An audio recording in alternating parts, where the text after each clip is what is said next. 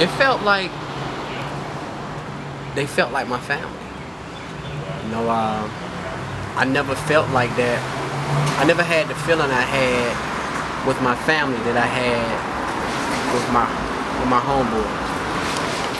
It was like I truly felt at that time that they loved me. I truly felt like they had my best interests at heart. I truly felt that they would do whatever they could to, you know, protect me and have my back, and just, you know, if I needed money, they'll help me get money. They would do everything I needed done. Everything I needed done, they would do. That I didn't feel like I felt at home, or the feelings I had with my family.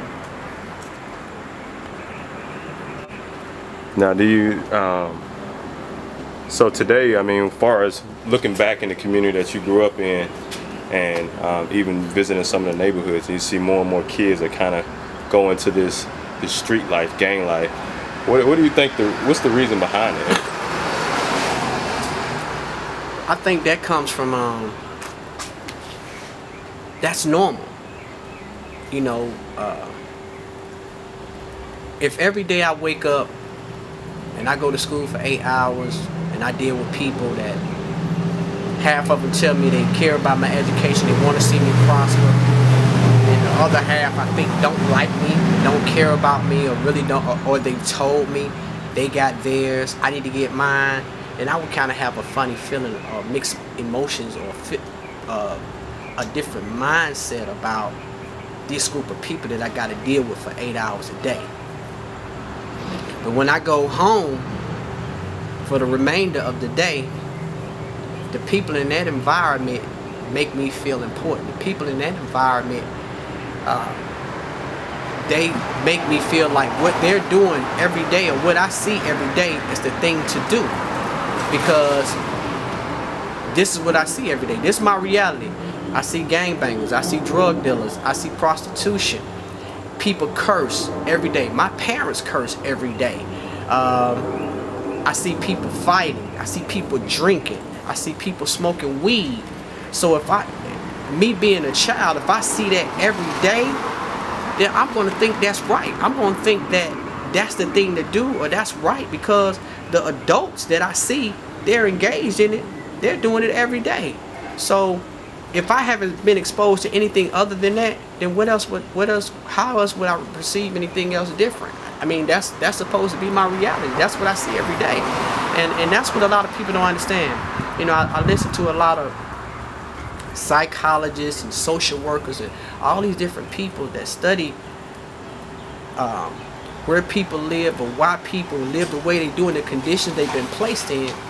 But the reality is this: if you've been placed in those environments, and then you're not getting, and when you go home, you're not getting anything that's going to change the way you think, other than what you see out on the street every day, and then you're seeing those same things in your household, then how else is a young mind or a young person supposed to think? That's prime example. When children go to go to school, and they're being educated every day, their teachers are telling them this is the right thing to do, and go to college, learn what we're teaching you every day, and apply this to your life. But when they go home, or they go to the environment they stay in, that's not being reinforced. How are they supposed to know that that's really what they're supposed to do? Because they don't deal with these people every day. They deal with them Monday through Friday for maybe an hour tops a day per different individual they come in contact with. So you got all these different people coming to these young people and telling them this is what you need to do and this is how you need to live. But who you think the young people gonna cling to? They gonna cling to the people they see the most, who have the most influence, and that's the drug dealers that's driving these nice whips. That's the gang bangers that got tools and getting all the respect, and they represent their organizations, and they're great leaders in their community. That's what the young people gonna follow. So what do you think can be done? What can be done in our communities to kind of help deter or help eradicate or get rid of what's going on in our black community? Can anything be done? honestly, I don't think you could ever eradicate the gang problem. I think you can suppress it. I think you can make it decline, but it starts with the people in the community first. They allow gangs to become rooted in their communities, and that's what we have to acknowledge. Most people don't want to acknowledge that most gang issues they become rooted in the community because that's where it starts. And you gotta understand this from this perspective. You know, you see gangs develop in different stages. They develop in different stages. And it starts out like me and my homeboys, for example.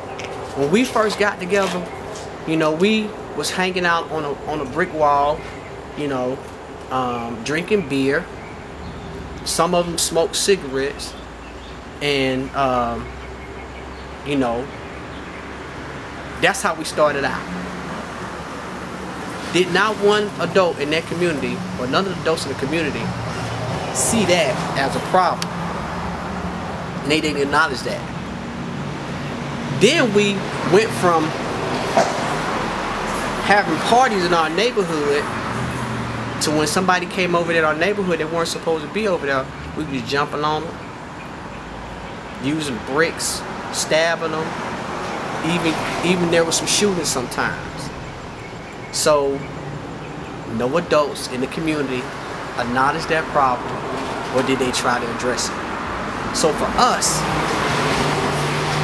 they gave us the green light to say, okay, we can take this another level.